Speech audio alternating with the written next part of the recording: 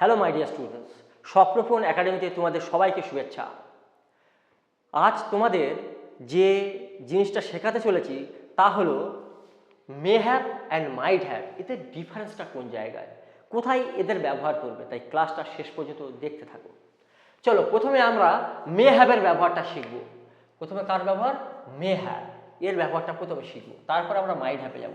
দেখো, যদি কোনো বাক্যের মধ্যে হলেও, গেলেও, করলেও বা করতেও, বললেও, করলেও ডট ডট ডট পারে থাকে, ধরো আমি যদি বলি সে আজ রান্না করলেও করতে পারে, গেলেও যেতে পারে, এই যে ও আবার শেষে পারে থাকবে কিন্তু, অথবা সে বাড়ি যেতেও পারে, দেখো যেতেও পারে, ওর প্রাধান্য কিন্তু থাকবে।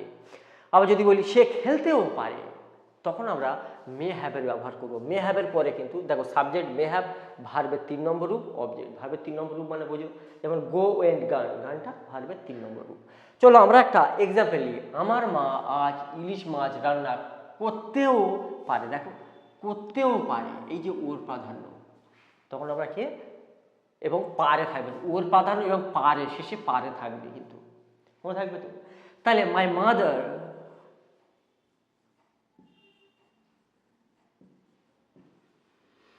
মে হ্যাভ, মে হ্যাভ রান্না করার ইংলিশ কুক এবং ভার্বের 3 নম্বর রূপ কুকড হয়ে যাবে। কি রান্না করতে পারে? হিল শাকারি, অবজেক্টে হিল শাকারি, কারি, কবে? টুডে, আজ। তাহলে my mother may have cooked হিল শাকারি টুডে, আজ রান্না করতেও পারে, মনে থাকবে তো, মানে সম্ভাবনা আছে। চলো এবার আমরা আরো একটা এক্সাম্পল দেখি। সে আসতেও পারে, দেখো আসতে ও, এই ওর প্রাধান্য প্লাস এখানে পারে থাকবে, এখানে এই ও প্রত্যেকের আগে ও দিয়েছি, করলেও করতে পারে, গেলেও যেতে পারে, খেলতেও পারে, যেতেও পারে।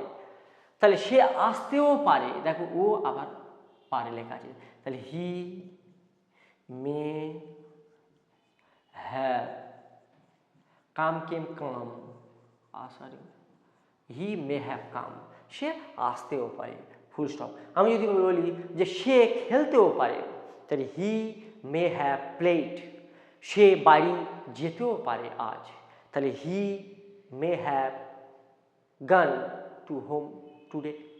তাই এরভাবে আমরা মের হ্যাভ ব্যবহার করতে পারি। দেখো মাইট হ্যাভ কখন ব্যবহার করবে? যখন কোনো কাজ করলেও করতে পারত।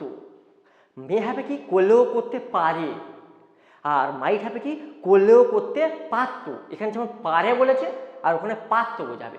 ধরো সে খেলেও খেতে পারতো, আমার মা রান্না করলেও করতে পারতো। যদি আমি বলি যে আমার মা রান্না করলেও করতে পারে, পারে যখন বোঝাবে তখন মে হ্যাভ, আর আমার মা রান্না করলেও করতে পারতো যখন বোঝাবে তখন মাইট হ্যাভ। সে আজ বারাইপুর আসলেও আসতে পারতো, তাহলে মাইট হ্যাভ। আর সে আজ বারাইপুর আসলেও আসতে পারে, তাহলে মে হ্যাভ, মনে থাকবে। তাহলে চলো মে হ্যাভের ব্যবহার দেখো, যদি কোনো বাক্যের হলেও, গেলেও, করলেও, বললেও, করলেও পারত থাকে, এই শেষে পারত থাকবে কিন্তু। হ্যাঁ, গঠন সাবজেক্ট মাইট হ্যাভ, ভার্বের 3 নম্বর রূপ অবজেক্ট। আমার মা আজ ইলিশ মাছ রান্না করতেও পারত, বা আমরা বলতে পারি করলেও করতে পারত। তাহলে আমরা কি এই যে পারত যেহেতু আছে, তাহলে আমরা কি করব, যে মাইট হ্যাভের ব্যবহার। তাহলে মাই মাদার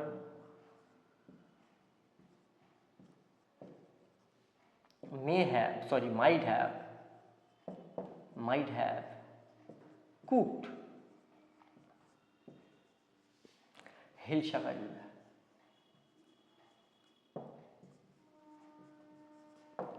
তাহলে my mother might have cooked হিল শাকারি, মনে থাকবে। তারা মারা যেতেও পারত, ভালো করে বোঝো, এখানে পারত লেখা আছে, যেতেও, করলেও, পারে যদি বোঝায় মে হ্যাভ, আর পারত যদি বোঝায় তাহলে মাইট হ্যাভ। তাহলে তারা মারা যেতেও পারত, অথবা তারা মারা গেলেও যেতে পারত, তাহলে কি বোঝাবে? তাহলে এখানে তারা মানে they might have,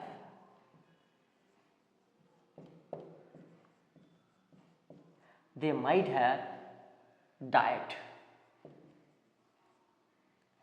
they might have died, তারা মারা যেতেও পারত। সুজয় ফুটবল খেললেও পারত বা খেলতে পারত।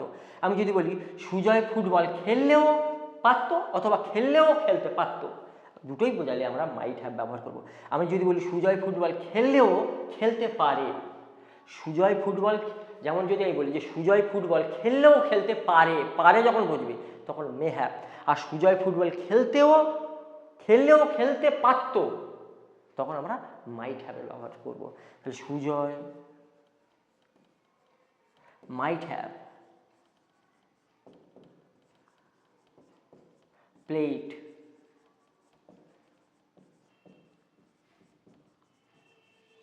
ফুটবল।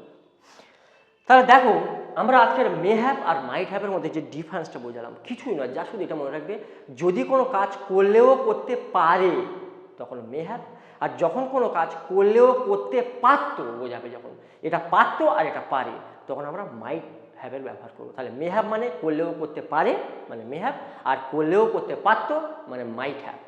আশা করি তোমাদের মে হ্যাভ আর মাইট হ্যাভের মধ্যে আর কোনো সমস্যা থাকবে না।